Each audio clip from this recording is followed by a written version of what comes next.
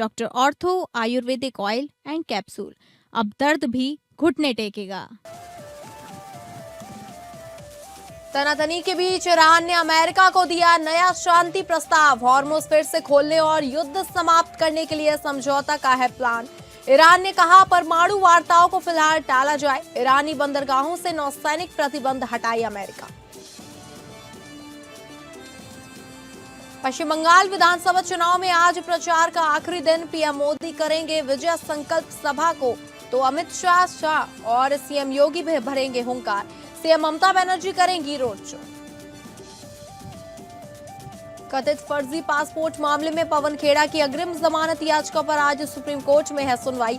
अग्रिम जमानत याचिका गुवाहाटी हाईकोर्ट ने की है खारिज। हाईकोर्ट के आदेश को सुप्रीम कोर्ट में दी गई है चुनौती।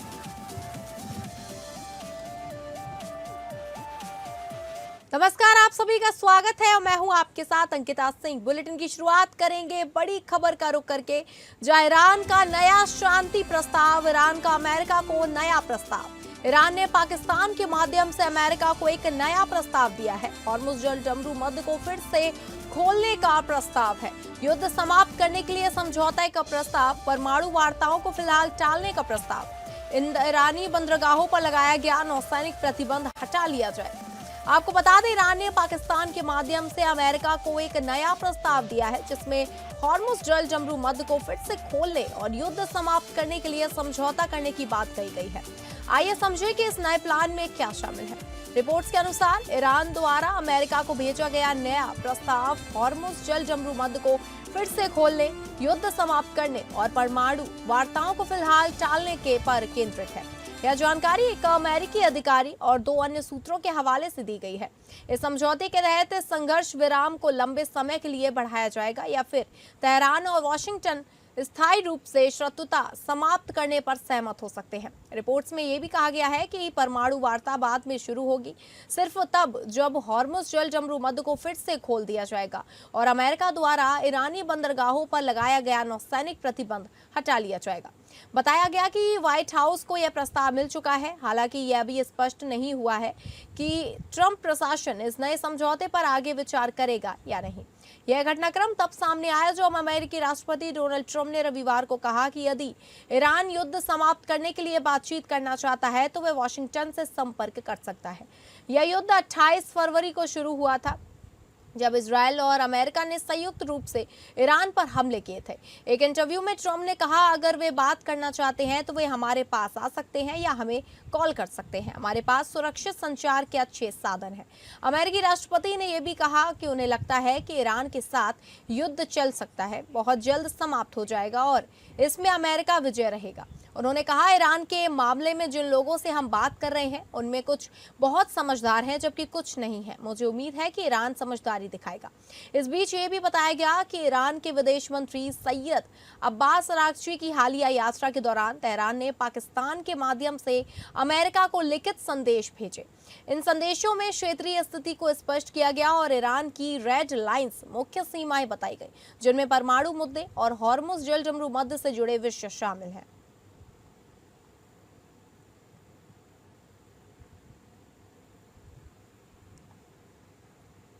और अगली बड़ी खबर का रुख करेंगे विधानसभा चुनाव को लेकर, जहां महाप्रचार का अंतिम दिन। पश्चिम बंगाल विधानसभा चुनाव में आज प्रचार का आखिरी दिन। पीएम मोदी करेंगे विजय संकल्प सभा।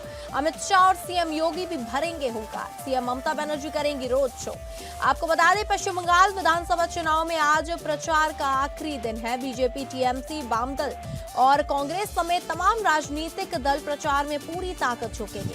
सभी सक्रिय राजनीतिक दलों के बड़े नेता आज कई रैलियों को संबोधित करेंगे। आज पीएम मोदी, अमित शाह, सीएम योगी, ममता बनर्जी रैली करेंगी। 29 अप्रैल को होने वाले दूसरे और अंतिम चरण की वोटिंग से पहले पश्चिम बंगाल में 79 देसी बम बरामद होने के मामले में चुनौती माहौल के बीच सुरक्षा पर गंभीर सवाल खड़े कर दिए हैं। एनआईए ने इस मामले की जांच अपने हाथ में लेते हुए प्राथमिकी दर्ज कर ली है। अधिकारियों के मुताबिक यह कार्रवाई केंद्रीय गृह मंत्रालय के निर्देश पर की गई है। राजनीतिक माहौल इस समय काफी गरमाया हुआ है।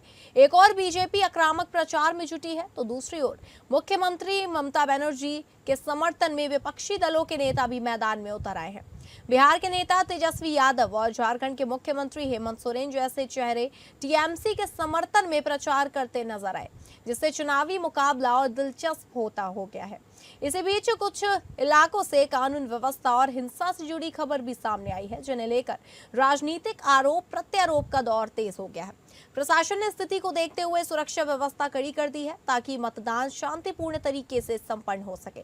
पश्चिम बंगाल में दूसरे चरण के मतदान से पहले करीब 12.9 लाख डिलीट किए गए मतदाताओं के लिए सोमवार अहम दिन है।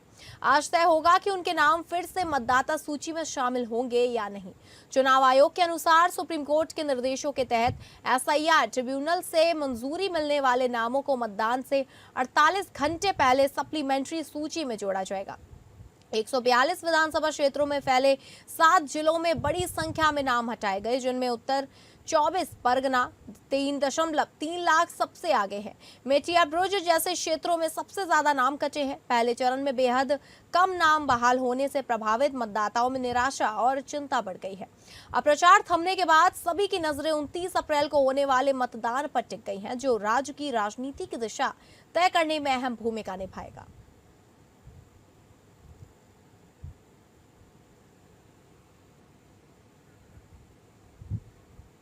और अगली बड़ी खबर का रुख करेंगे सपा का चुनावी दांव। गैर यादव ओबीसी वोट बैंक पर नजर। महिला लीडरशिप के जरिए एनडीए को टक्कर देंगे अखिलेश यादव।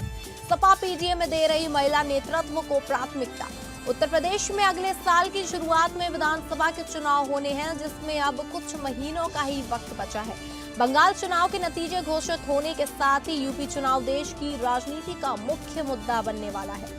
इसके चलते ही यूपी में राजनीतिक विसात बनने वाली है। प्रमुख विपक्षी दल समाजवादी पार्टी ने बीजेपी के सहयोगी के माने जाने वाले गैर यादव ओबीसी वोट बैंक के मजबूत आधार को भेदने की नीति पर काम करना शुरू कर दिया है। सपा ने महिलाओं के नेतृत्व में पीटीए अभियान भी शुरू किया है। सपा ने पिछले कुछ वर्षों से बीजेपी राज्य में प्रमुख गैर यादव ओबीसी निर्वाचन क्षेत्रों में जीत हासिल करने के लिए अपने क्षेत्रीय सहयोगियों के नेटवर्क पर निर्भर रही है। कुर्मी पटेल समुदाय में अपना दल सोनेलाल, राजभर समुदाय में सुहेलदेव, भारतीय समाज पार्टी और निषाद मल्ला और केवट जैसी नदी किनारे बसी बस्तियों में निषाद पार्टी का दबदबा माना जाता है। ये समूह मिलकर एक निर्णायक चुनावी गठबंधन बनाते हैं, जिसका बीजेपी को पूर्वी यूपी में बड़ा फायदा मिलता है। परंपरागत यूपी रूप से मुस्लिम यादव एमवाई गठबंधन पर आधारित समाजवादी पार्टी पिछले चुनाव के बाद से एक व्यापक सामाजिक गठबंधन बनाने का प्रयास कर रही है, और ऐसा लगता है कि उसने इस राजनीति को और भी दृढ़ कर दिया है। उसके हालिया कदम यह संकेत देते हैं कि वह महिला नेतृत्व को केंद्र बिंदु बनाकर एनडीए से जुड़े जातिगत आधारों में प्रतीकात्मक और संगठनात्मक रूप से पैठ बनाने का सुनियोजित प्रयास कर रही है।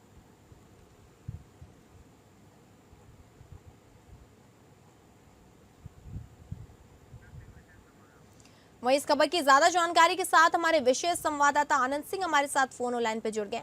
आनंद, अगले साल विधानसभा चुनाव होने हैं यूपी में, वहीं अभी तो सबकी निगाहें जो है वो बंगाल चुनाव पे टिकी हुई हैं, और उसके बाद बात की जाएगी यूपी विधानसभा चुनाव की। वहीं अखिलेश यादव जैसे सपा पार्टी पीटीए को प्राथमिकता देकर महिलाओं के वोट बैंक लेने की बात कर रही है।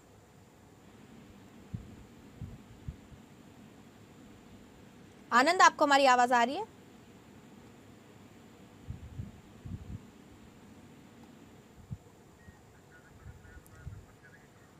लगता है संपर्क टूट गया है, हम उनसे फिर संपर्क करेंगे। तब तक के लिए आपको बता दें कि उत्तर प्रदेश में अगले साल की शुरुआत में विधानसभा चुनाव के होने वाले हैं चुनाव, जिसमें अब कुछ महीनों का वक्त बचा है। बंगाल चुनाव के नतीजे घोषित होने के साथ ही यूपी चुनाव देश की राजनीति का मुख्य मुद्दा बनने वाला है। इसके चलते ही यूपी में राजनीतिक विसात बनने वाली है। प्रमुख विपक्षी दल समाजवादी पार्टी ने बीजेपी के सहयोगी के माने जाने वाले गैर यादव ओबीसी वोट बैंक के मजबूत आधार को भेदने की नीति पर काम करना शुरू कर दिया है। सपा ने महिलाओं के नेतृत्व में पीटीए अभियान भी शुरू किया है। सपा ने पिछले कुछ वर्षों से बीजेपी राज्य में प्रमुख गैर यादव ओबीसी निर्वाचन क्षेत्रों में जीत हासिल करने के लिए अपने क्षेत्रीय सहयोगियों के नेटवर्क पर निर्भर कर रही है।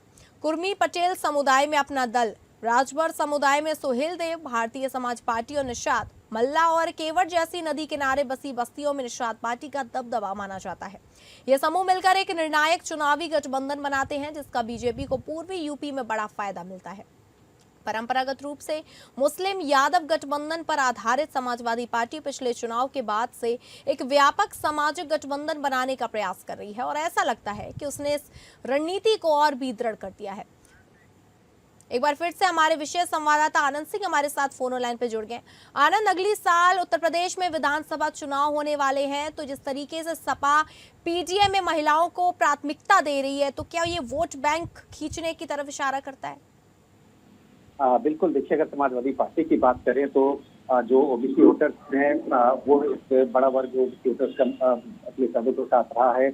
और साथ ही साथ अगर मुस्लिम वोटर्स की बात करें, लेकिन ओबीसी वोटर्स में एक ये देखने को मिला है कि जो यादव वोटर्स हैं वो तो एक मुश्त अपने यादव के साथ नजर आते हैं, लेकिन जो बाकी ओबीसी वोटर्स है उसमें कहीं ना कहीं बिखराव देखने को मिलता है। और यही प्रयास है समाजवादी पार्टी का कि किसी तरह से जो गैर यादव ओबीसी वोटर्स हैं उनको एक साथ लाया जाए, उनको जोड़ा जाए। और इसी कड़ी में आपने हाल में देखा होगा कि सीमा राजभर जो सुहेलदेव भारतीय समाज पार्टी यानी प्रकाश आंबेडकर की पार्टी के अध्यक्ष हैं, उनको उनकी पार्टी छोड़कर समाजवादी पार्टी उन्होंने ज्वाइन की, जिसके बाद उनको महिला मोर्चा का प्रदेश अध्यक्ष बनाया गया। तो कहीं ना कहीं अखिलेश यादव की समाजवादी पार्टी की कोशिश है कि जो गैर यादव ओबीसी वोटर्स हैं उन पर पकड़ बनाई जाए, उनको अपने साथ जोड़ा जाए और साथ ही साथ जो महिलाओं को प्रमुखता दी जाए ताकि 2027 की राह आसान हो सके। अगर आप जो सामाजिक समीकरण है उत्तर प्रदेश पर उस पर नजर डालें तो जो भाजपा हो गई, चाहे निषाद पार्टी है, चाहे अपना दल है, ये कुछ ऐसे क्षेत्रीय दल हैं जिनकी कमांड अपने अपने वर्गों में, चाहे वो पटेल वर्ग हो या राजभर समाज हो या फिर निषाद समाज हो, उसमें उनकी अच्छी खासी पकड़ है। और इसी पकड़ को कमजोर करने की कोशिश और अपनी तरफ मिलाने की कोशिश अखिलेश यादव लगातार कर रहे हैं। तमाम जो प्रयास है, चाहे वो पीडीए का जो उन्होंने फार्मूला दिया, पिछड़ा दलित और अल्पसंख्यक, इस फार्मूले की बात करें, तमाम जो उनके हाल के दिनों के निर्णय लिए, हाल के दिनों की जो उनकी नीतियां बनाई गई हैं, वो कहीं ना कहीं जो गैर यादव ओबीसी समाज है उसको एकजुट करने के कर समाजवादी पार्टी की तरफ लामबंद करने का प्रयास है ताकि 2027 की राह को आसान बनाया जा सके। जी ठीक है आनंद, आपका धन्यवाद जानकारी साझा करने के लिए। और अगली बड़ी खबर का रुख करेंगे जो आ रही है रांची से, जहां विकास पर एक्टिव सीएम हेमंत सोरेन सभी योजनाओं की खुद करेंगे सीधी निगरानी, योजनाओं को सीधे ऑनलाइन निगरानी करेंगे। रांची में बनेगा integrated command and control centre. Jharkhand के मुख्यमंत्री हेमंत सोरेन योजनाओं की निचले पायदान तक पहुंच सुनिश्चित करने के लिए योजनाओं की सीधे ऑनलाइन निगरानी करेंगे। अभी तक योजनाओं की प्रगति और निचले स्तर तक पहुंचने की मुख्यमंत्री को जानकारी विभिन्न समीक्षा बैठकों में पदाधिकारी देते थे, लेकिन अब मुख्यमंत्री को योजनाओं की स्थिति की जानकारी सीधे मिलेगी। यह संभव होगा सीएम डेटा इंटेलिजेंस प्लेटफॉर्म से। इस प्लेटफॉर्म के लिए राज्य मुख्यालय में integrated command and control centre की स्थापना होगी। सूचना तकनीक एवं ई गवर्नेंस विभाग के निर्देश पर जैप आईटी ने इस integrated command and control centre की स्थापना के लिए विस्तृत परियोजना रिपोर्ट तैयार की है। साथ ही सीएम डेटा इंटेलिजेंस प्लेटफॉर्म का भी प्रस्ताव सीएम डैशबोर्ड 2 योजना के तहत तैयार किया गया है। अगले माह हैदराबाद में एआई तथा आईटी क्षेत्र में निवेश पर आयोजित होने वाले कार्यक्रम में इस पर देश भर के विशेषज्ञों से राय ली जाएगी, जिसके बाद इसे अंतिम रूप दे दिया जाएगा। सीएम डैशबोर्ड के माध्यम से मुख्यमंत्री को न केवल योजनाओं की स्थिति की रियल टाइम और समग्र जानकारी मिलेगी, बल्कि मुख्यमंत्री विभिन्न सूचकांकों में सुधार पर सीधे नजर रख सकते हैं।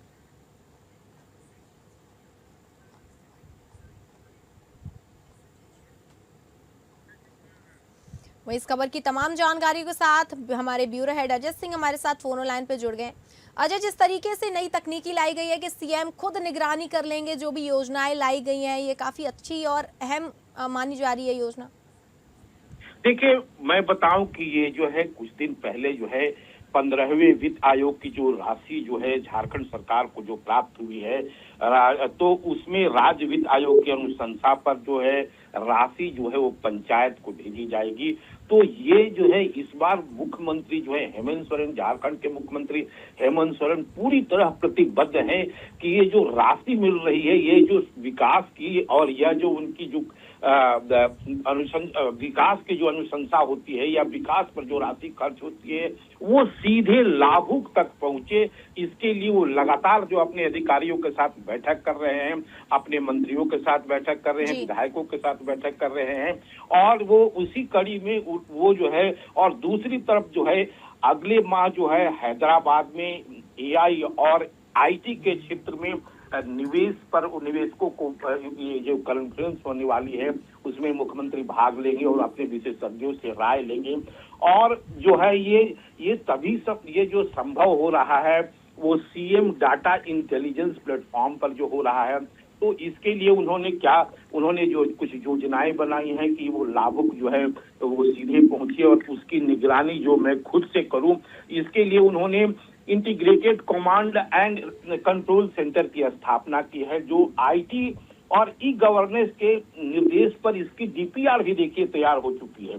तो ये जो तमाम जो है जो लोगों तक ये बात पहुंचे, लोगों तक ये विकास की राशि जो है वो मिली ही है, उसको अंतिम पायदान तक पहुंचाने के लिए इसके लिए उन्होंने टीचर्स, सहिया, जल सहिया, आंगनबाड़ी सेविकाओं, ये सब सभी लोगों को उन्होंने कुछ दिन पहले वो जो है सरकारी टैब का वो वितरण किया था और कहा था कि आप उसमें जो है जो भी आप विकास की बातें करते हैं या विकास की कार्य करते हैं उसको आप उसमें डालिए। और जो है मुख्यमंत्री अब वो खुद से अब अपना वो जो है मॉनिटरिंग करेंगे और ये प्रयास करेंगे या देखेंगे कि जो राशि होती है, ये जो विकास की जो ये होती है वो जो है अंतिम पायदान पर पहुंचे।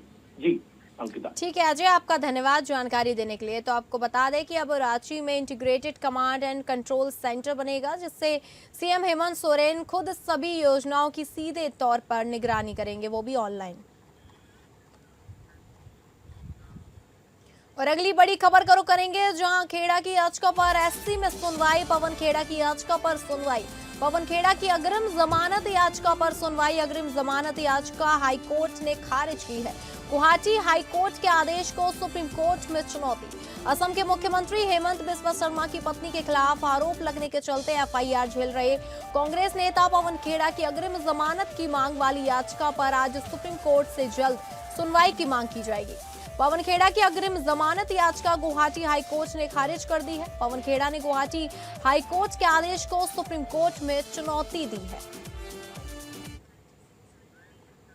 वहीं इस खबर की तमाम जानकारी के साथ हमारे संवाददाता विवेक सिंह चंदेल हमारे साथ फोन लाइन पे जुड़ गए।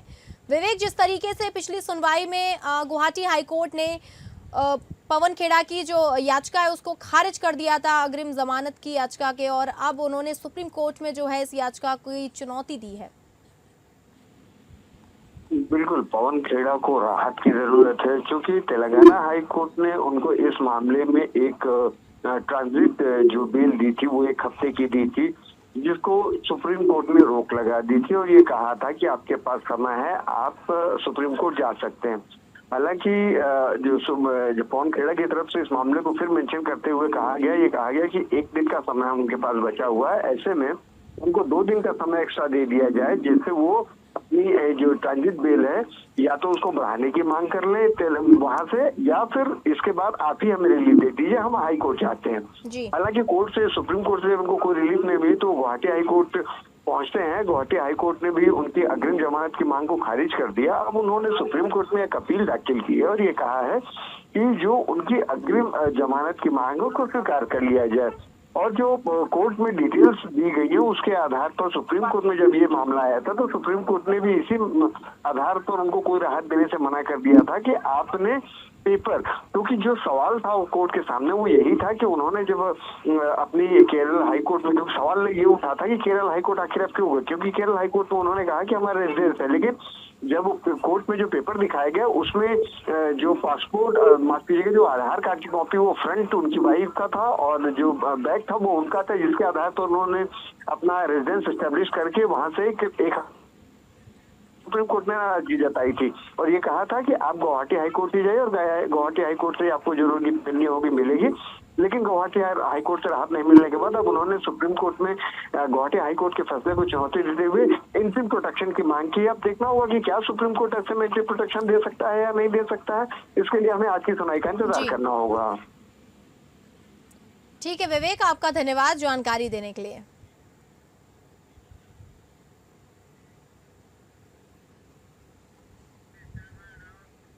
और अगली बड़ी खबर का रुख करेंगे, जहां दिल्ली की सियासत और न्यायिक गलियारों में उस समय हलचल तेज हो गई जब पूर्व मुख्यमंत्री अरविंद केजरीवाल ने एक बड़ा और असामान्य फैसला लेते हुए ऐलान किया कि वे दिल्ली हाई कोर्ट में जस्टिस स्वर्णकांता शर्मा की बेंच के सामने पेश नहीं होंगे। इतना ही नहीं, उन्होंने ये भी स्पष्ट कर दिया कि ना तो वे खुद अदालत में उपस्थित होंगे और ना ही उनके वकील उनकी ओर से पेश होंगे। यह घटनाक्रम उस समय सामने आया जब शराब घोटाले से जुड़े मामले में निचली अदालत से राहत मिलने के बाद जांच एजेंसी ने फैसले को चुनौती देते हुए हाईकोर्ट का रुख किया। इस अपील पर सुनवाई जस्टिस स्वर्णकांता शर्मा की बेंच को सौंपी गई। हालांकि इस बेंच को लेकर केजरीवाल ने आपत्ति जताते हुए पहले ही बेंच बदलने की याचिका दायर की थी, जिसे अदालत ने खारिज कर दिया। याचिका खारिज होने के बाद केजरीवाल ने एक कड़ा रुख अपनाया। उन्होंने जस्टिस स्वर्णकांता शर्मा को पत्र लिखकर अपनी आपत्ति दर्ज कराई और कहा कि उन्हें इस बेंच से न्याय मिलने की उम्मीद नहीं है। अपने पत्र में उन्होंने ये भी उल्लेख किया कि वे अब इस मामले में सत्याग्रह का रास्ता अपनाएंगे, जिसकी प्रेरणा उन्होंने महात्मा गांधी के सिद्धांतों से ली है। केजरीवाल का यह कदम न्यायिक प्रक्रिया के बीच एक असाधारण राजनीतिक संदेश के रूप में देखा जा रहा है। आमतौर पर अदालतों में पक्षकारों का उपस्थित होना या उनका प्रतिनिधित्व होना अनिवार्य माना जाता है। ऐसे में उनका यह फैसला कई सवाल भी खड़े कर रहा है। क्या यह न्यायिक अवमानना की स्थिति पैदा कर सकता है या फिर यह एक प्रतीकात्मक विरोध भर है? इस पूरे घटनाक्रम के बीच केजरीवाल ने यह भी स्पष्ट किया कि वे अपने संवैधानिक अधिकारों का इस्तेमाल करते हुए इस फैसले को चुनौती देने के लिए सुप्रीम कोर्ट का दरवाजा खटखटाएंगे। उनका कहना है कि बेंच बदलने की याचिका खारिज होना अंतिम निर्णय नहीं है और वे इस मुद्दे को सर्वोच्च न्यायालय में उठाएंगे। राजनीतिक विशेषज्ञों का मानना है कि यह मामला अब केवल एक कानूनी विवाद तक सीमित नहीं रह गया, बल्कि यह न्यायपालिका और राजनीति के बीच टकराव की एक बड़ी कहानी का रूप लेता जा रहा है। आने वाले दिनों में इस पर दिल्ली हाई कोर्ट और सुप्रीम कोर्ट की प्रतिक्रिया बेहद महत्वपूर्ण होगी, जो इस पूरे मामले की दिशा तय कर सकती है। नमस्कार। जिंदगी में कई बार ऐसे मौके आते हैं जब जीत या हार मायने नहीं रखते। उससे भी बड़ा हो जाता है सही और गलत का सवाल। क्या सही है और क्या गलत है? ऐसे समय में हमें ये तय करना होता है कि हम मुश्किल रास्ता चुनेंगे या आसान रास्ता। आज मैं भी एक ऐसे मोड़ पे खड़ा हूँ। आप सब जानते हैं कि मुझे एक झूठे केस में फंसाया गया, मुझे जेल भेज दिया गया, एक चुनी हुई सरकार को गलत तरीके से गिरा दिया गया, हमें कई महीने जेल में रखा, पर आखिरकार सच की जीत हुई। 27 फरवरी को अदालत ने मुझे पूरी तरह निर्दोष घोषित कर दिया। कोर्ट ने कहा केजरीवाल निर्दोष है, केजरीवाल ने कोई भ्रष्टाचार नहीं किया। कोर्ट ने सीबीआई की जांच पे ही सवाल खड़े कर दिए और जांच अधिकारी के खिलाफ एक्शन लेने के आदेश दे दिए। लेकिन सच का रास्ता आसान नहीं होता। सीबीआई ने तुरंत इस फैसले को हाई कोर्ट में चुनौती दी और ये केस जस्टिस स्वर्णकांता शर्मा जी के सामने लगा। तब मेरे मन में एक बहुत बड़ा सवाल उठा, क्या इनके सामने मुझे न्याय मिलेगा? मेरे मन में ये प्रश्न क्यों आया? इसके कई कारण हैं, पर 2 कारण मुख्य हैं। पहला कारण ये कि आरएसएस की जिस विचारधारा वाली सरकार ने झूठे आरोप लगा के मुझे जेल डाला, जज साहिबा ने स्वयं माना है कि उस विचारधारा से जुड़े संगठन अखिल भारतीय अधिवक्ता परिषद के मंचों पे वे कई बार जाती रही हैं। मैं और आम आदमी पार्टी उस विचारधारा के घोर विरोधी हैं। ऐसे में क्या उनके सामने मुझे न्याय मिल सकता है? दूसरा कारण कॉन्फ्लिक्ट ऑफ इंटरेस्ट। कोर्ट में मेरे विपक्ष में केंद्र सरकार की सीबीआई है और जस्टिस स्वर्णकांता जी के दोनों बच्चे केंद्र सरकार में काम करते हैं। तो फिलहाल इस बुलेटिन में इतना ही। नमस्कार।